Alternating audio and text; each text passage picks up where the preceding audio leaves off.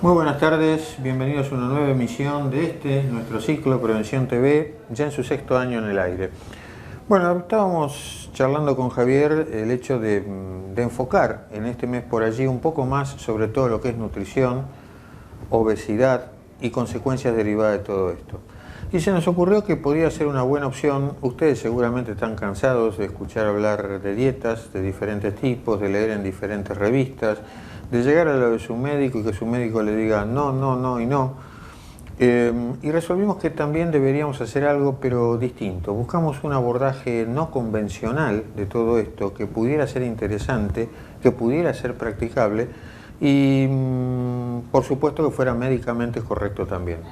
Entonces convocamos para hoy un médico nutricionista, justamente especialista en el tema, el doctor Rubén Merciel, con el cual luego del corte vamos a tener el agrado de hablar.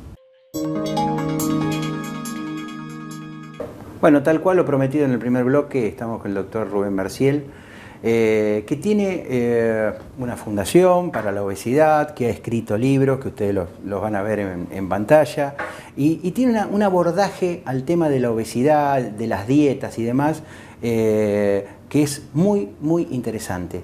El tema de la obesidad se remonta a la historia, ¿no? ¿Y qué relación hay entre la historia y lo que nosotros comemos y lo que somos? Bueno, ahí hay un concepto muy importante, porque lo primero que tenemos que ver es la historia del ser humano, porque el concepto de encarar la obesidad como una enfermedad común y cotidiana es lo que lleva a la falla de la corrección y lo que lleva a lo que es la epidemia del siglo XXI, porque en el año 2004 la Organización Mundial de la Salud alertó que la epidemia del siglo XXI va a ser la obesidad, porque una vez que esté corregida las patologías como el cáncer, como el SIDA, las grandes patologías de la humanidad, la obesidad es la patología que no existe un ser humano que esté inmune a padecerla. ¿Y por qué en general, Rubén, fallamos en los planes alimentarios que le hacen distintos nutricionistas o médicos nutricionistas? ¿Dónde radica la falla según tu criterio, según lo que vos escribiste en tus libros, según tu experiencia personal? La falla total existe en que se tomó la alimentación normal del ser humano desde el momento en que se consideró que el ser humano era parte de este planeta. O sea, los últimos 4.000 o 5.000 años donde el ser humano utilizó la agricultura y utilizó la base de los hidratos de carbono como alimentación original. Pero el ser humano es un animal que nació hace 200.000 años en la meseta centroafricana.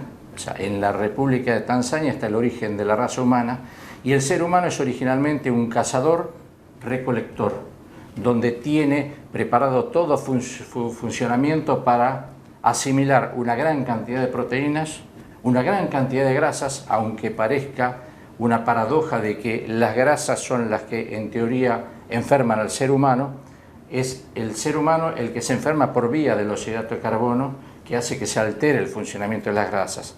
Entonces, tomar esos últimos años es lo que llevó a la dietología hacia el lado clásico del 50% de alimentos en base a hidratos de carbono, el 35% de grasa, el 15% de proteínas, que era la dieta original de la dietología moderna. Entonces, en función de lo que estás charlando, la pregunta que surge es, evidentemente, aquel hombre prehistórico lo que hacía era cazar animales y comer proteínas y caminar y hacer mucha actividad física. Es decir, era un gran caminador, sí. Entonces no había epidemia de obesidad. Entonces, en realidad, la obesidad viene de la mano de los hidratos de carbono, según lo que vos estás diciendo. La obesidad viene de la mano del propio hombre, porque yo digo siempre que las dos enfermedades que son las más multiplicables en el planeta, que son la obesidad y la diabetes, son el costo que tuvo que pagar el ser humano por poblar el planeta. Porque ningún animal va contra las reglas de su naturaleza. Porque si nosotros tenemos que un oso polar nació para estar en el polo, lo trasladamos a lo que puede ser Buenos Aires, sobrevivió como pudo, pero en el momento que hizo un día de 50 grados de térmica, ese oso se murió, porque no estaba en su lugar original. Claro, entonces, como vos bien decís, el ser humano es un caminador por excelencia, porque es un cazador de persistencia, no es un cazador de destrucción, no es un cazador depredador. No, por aparte por los elementos que tenía, también era de persistencia, iba generándole lesiones al animal y lo iba persiguiendo para poder alimentarse. Porque además, ¿qué tiene para todo eso? Tiene el sistema supremo de enfriamiento, que es la transpiración, porque el ser humano es el único animal sobre la Tierra que transpira. No existe animal que transpire. Entonces, cuando perseguía al animal, el animal que jadea, se cansa, y entonces cae, y cuando cae lo mataba sin tener que perseguirlo, ni correrlo, ni tener garras, ni tener fuerza. Pero por ahí tenía que perseguirlo 30 kilómetros, 50 kilómetros. Tenía que cargarlo, volver 50 kilómetros y darle de comer a toda la familia que estaba esperándolo. Entonces era gran cantidad de actividad física, poca cantidad de comida al fin y bajo contenido de hidrato de carbono, porque el páncreas, que es el órgano que metaboliza los azúcares nuestros, es un órgano pequeño para el ser humano. Es pequeño porque era un cazador-recolector, no era un recolector ni era un agricultor. Entonces ahí está la clave de toda. Y la elección de la dieta moderna va contra esos parámetros. Porque, si nosotros tomamos el dato, es como que nosotros tomemos en un año calendario las 2 últimas semanas, que es el tiempo que se tomó. Si nosotros vemos que las 2 últimas semanas del año se come pan dulce, se tiran cohetes y se toma sidra, no es todo el año que se hace eso, son las 2 últimas semanas. Lo que está diciendo el doctor referido al páncreas un poco es que el organismo nuestra estructura corporal tiene un páncreas pequeño, con lo cual si el paciente, en este caso el enfermo con obesidad, aumenta su volumen corporal, ese páncreas tiene una cantidad determinada de insulina para bajar la glucemia. Entonces ahí es donde radica la falla y la aparición de la diabetes, en función de una superficie corporal mayor a la que el páncreas puede, en ese caso, abastecer de insulina. Eso en el caso de la diabetes tipo 2. Después tenemos el otro tipo de diabetes, que es una diabetes autoinmune, que es solamente el 10%. El 90% de la población tiene diabetes tipo 2 y que tiene un principio, esta base prehistórica que estamos hablando, tiene que ver con todo lo que vamos a hablar después en cuanto a la elaboración de un plan alimentario, pero con otras características distintas. Yo ya sin tanto importar el tema calórico, cuántas calorías consumo, sino la calidad del alimento. ¿Es verdad lo que estoy diciendo? Sí, por supuesto, porque el valor calórico total influye, por supuesto, porque si nosotros tomamos un vehículo, le ponemos 50 litros de combustible, gastamos 30, va a sobrar. Pero la diferencia radica en que el valor calórico total siempre es por un exceso de grasas. Y las grasas tienen la particularidad que cuando el organismo las ingresa, no se depositan inmediatamente. Se espera al final del día, si sobra combustible, se depositan. Si falta, no se depositan. Los hidratos de carbono, los azúcares, de las harinas, de la papa, de los dulces, de la batata, del arroz, de todo lo que tiene un núcleo de glucosa, se depositan inmediatamente y después al final del día, si llega a faltar, se devuelve, pero en el obeso, que es un metabólico eficiente para guardar, no se devuelve. Entonces lo mismo que un prepago y un pospago. Si nosotros pagamos, por ejemplo, no tendría que ser así, pero 2 veces el mismo impuesto, a lo mejor nos cuesta recuperarlo, porque ya lo pagamos y cuesta recuperarlo. Entonces, en el peor de los casos que haya un exceso de valor calórico de las grasas, la obesidad va a existir, pero va a ser una obesidad diferente, va a ser menos mórbida.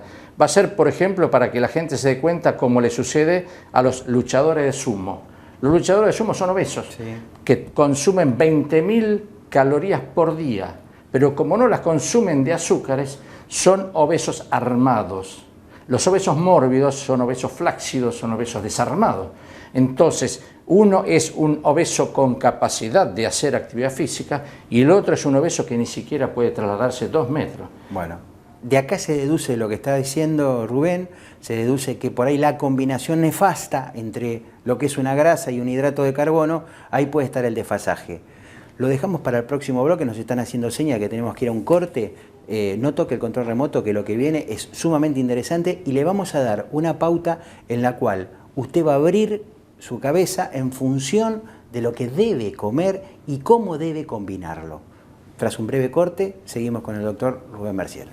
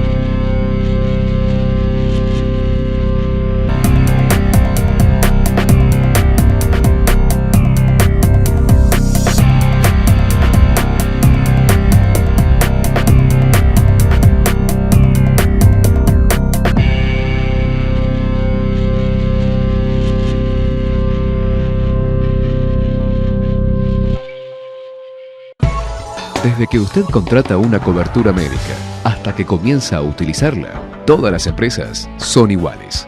Después, es mejor que sea el Círculo Médico de Quilmes, quien le ofrece a través de FEMEVA Salud Quilmes y EMEDIC una real libre elección del profesional en su consultorio particular y beneficiarse con su aporte de ley.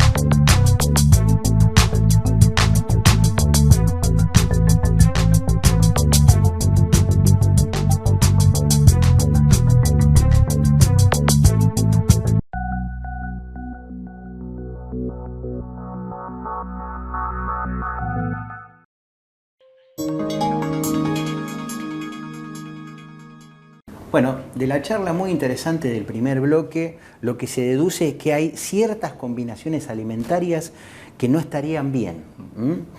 Por ejemplo, combinar la grasa con el hidrato de carbono. ¿Por qué no nos hablas un poquito de eso, que va a ser el principio fundamental en cuanto a nosotros elaboremos un plan alimentario, pero pensando en la combinación de alimentos y no tanto en el tema calórico? Bueno, el punto de donde tenemos que partir es uno de los puntos que se sabe ya de hace casi 170 años, pero se quedó en el olvido. Es que la grasa, el grueso de la grasa de los seres humanos se forma de los hidratos de carbono, de los azúcares y no de la propia grasa. Entonces, cuando nosotros comemos un alimento desgrasado, 0%, bajas calorías, lo que estamos haciendo es bajando la grasa, que es la que no forma prácticamente nuestra propia grasa.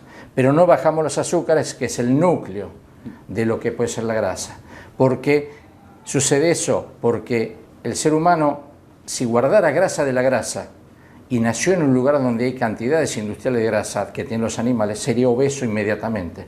Entonces la naturaleza que le inventó, guardar grasa de los azúcares, que es poco, entonces nunca vas a tener sobrepeso.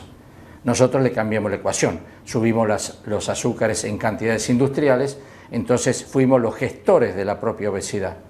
Y después la solución radical, porque la obesidad es la epidemia total, porque es imparable, pero tiene un talón de Aquiles que es donde se puede corregir todo, que de esa grasa que guardamos, que la grasa que guardamos es un triglicéridos, tiene 3 ácidos grasos que vienen de todos los derivados animales, que es lo que comemos en mayor cantidad, y un núcleo de glicerol que viene de los azúcares. Ese núcleo de glicerol tiene que siempre ser nuevo, tiene que entrar con la alimentación. Y la grasa que nosotros guardamos, una vez por día, se desarma totalmente. No existen grasas viejas. El organismo desarma el 100% de toda su grasa y la vuelve a armar de vuelta. Si nosotros no le damos ese núcleo de glicerol, no la puede armar más. Lo que está diciendo Rubén es que la combinación de estos alimentos me traen como consecuencia la elaboración de una grasa mala, que se fija y que deforma el organismo. Y cosas que nosotros teníamos grabadas como no comas con grasa y demás, en realidad no sería tan malo, sino con qué lo combinamos. ¿Por qué no hablamos un poquito de eso ahora? Sí. De la combinación, de lo que vendría a ser una dieta disociada. Sí. La combinación básica y primaria es la menor cantidad de derivados que formen azúcares que pueda. ¿Qué es lo que forma azúcares? No solamente el azúcar que está dentro de la azucarera, todo lo que tiene un núcleo de hidrato de carbono, los dulces por supuesto, cualquier tipo de harinas, el arroz, la papa, la batata, las legumbres, el choclo, las frutas, todo eso es núcleo de azúcares. Entonces esos tenemos que tenerlo en la menor cantidad posible. Por supuesto que hay que tener más cuidado a un dulce que a una fruta, porque el dulce puede tener 90% de azúcares y una fruta puede tener el 15% de azúcares. Entonces el cuidado no es la cantidad de la otra parte del triglicérido que son las grasas, porque ¿dónde están los ácidos grasos? En la carne, en los huevos, en los lácteos, en los quesos, que es el grueso de todo lo que comemos. Porque después nos quedan las verduras, pero las verduras no son la base de la alimentación. Entonces siempre la alimentación para no subir de peso, y si no hay una patología agregada, no hablemos de gente que tiene una patología de otra clase, sino la persona común y corriente, para no subir de peso tiene que comer la cantidad de proteínas o derivados animales que tenga ganas de comer. La carne, los huevos, los quesos, los lácteos, los fiambres, y la menor cantidad de azúcares que pueda, la menor cantidad de dulces que pueda, si puede evitarlo, las harinas que no sean las más elaboradas, por eso las harinas de salvado, la de centeno, la integral, como son harinas de menos calidad, tienen menos aporte de azúcares que le dan al organismo. Y después, lo que puede ser esos hidratos de carbono, sacarlo de las frutas, un par de frutas por día, sacarlo de alguna rebanada del pan tipo salvado, centeno, con lo que puede ser desayuno, con lo que puede ser la merienda, pero siempre fijarse en una fórmula nutricional que viene en todos los envases, no las calorías, sino los carbohidratos, los hidratos de carbono. Porque un ejemplo, por ejemplo, valga la redundancia, un dulce de leche dietético de primera marca tiene 5% más de azúcar que el dulce de leche repostero que tiene almidón y féculas adentro de la misma primera marca. Entonces, ¿cuál es más dietético de los dos? El dulce de leche común. Ninguno es tan dietético, porque uno es como el contraste con el hombre lobo o con Drácula. Pero es más dietético el que aparenta menos dietético. Porque es el concepto básico. Rubén, en las dietas disociadas, que por ahí mucha gente, que era la famosa dieta de Atkins, que eran grasas y proteínas, que obviamente que el cuerpo no la puede resistir durante mucho tiempo y hay que incorporar hidratos de carbono. Uno veía que esos pacientes, nos pasaba a nosotros, era como un shock. Y en una semana, esos pacientes consumiendo estas proteínas, lácteos, quesos y demás, sin tocar el hidrato de carbono, notaba que se deshinchaban, o sea, perdían grasa rápidamente y perdían peso rápidamente. ¿Eso tiene vigencia hoy día? Eso tiene vigencia, tiene que tener vigencia, porque si nosotros nos ponemos estar más cerca de Atkins o estar más cerca de lo que puede ser las dietas hipocalóricas, estemos más cerca de Atkins, porque no estaba muy errado Atkins. El gran problema de Atkins es que hizo una dieta con exceso de grasas para ser disuasivo, porque el exceso de grasas es disuasivo y crea intolerancia.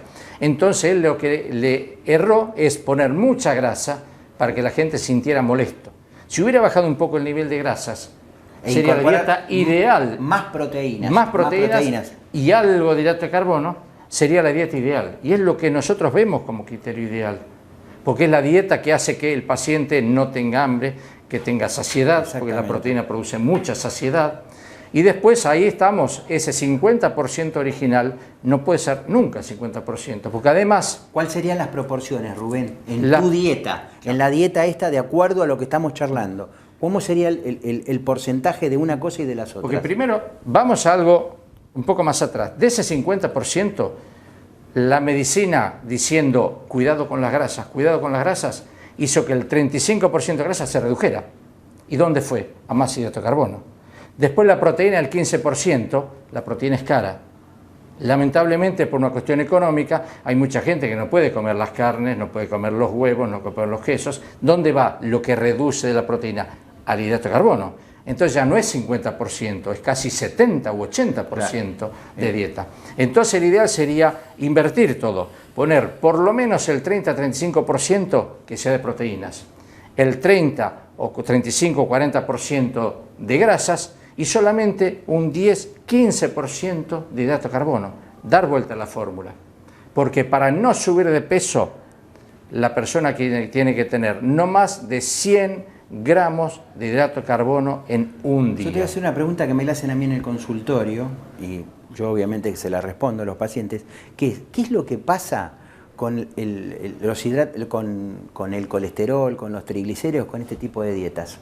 El colesterol y los triglicéridos se acomodan al nivel que originalmente tendría que estar.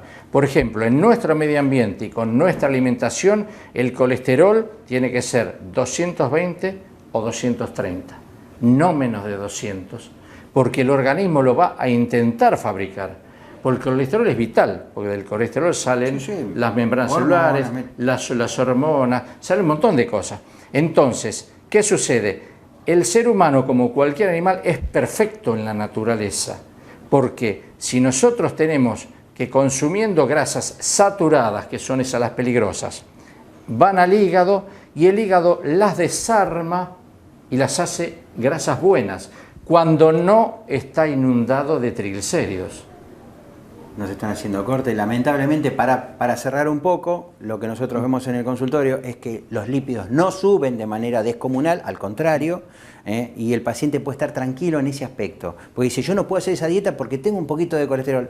En absoluto. El beneficio de sacar esa cantidad de kilos se va a traducir en otras cosas, en el mejor funcionamiento del páncreas, en tener menos diabetes, etcétera, etcétera, y menos bypass gástrico. Sí. Lamentablemente se nos terminó el tiempo. Es una charla muy interesante y es un enfoque de la obesidad totalmente distinto a lo que ustedes estaban acostumbrados a recibir. El doctor tiene una fundación, van a estar saliendo los teléfonos de esta fundación a lo largo de todo el programa.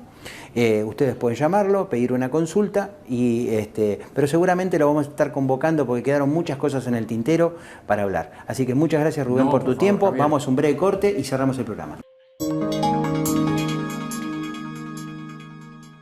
Bueno, llegamos así al final de la emisión de hoy. Esperamos que haya sido del agrado de todos ustedes, esperamos que hayan entendido lo fundamental de todo esto y por supuesto siempre está el Facebook y las líneas de teléfono disponibles para las preguntas que puedan surgir de todo esto. Sin nada más que agregar, no sé si vos tenés algo, muy buenas tardes y hasta la semana que viene. Muy buenas tardes y nos vemos dentro de 7 días en una nueva edición de Prevención TV. Hasta entonces.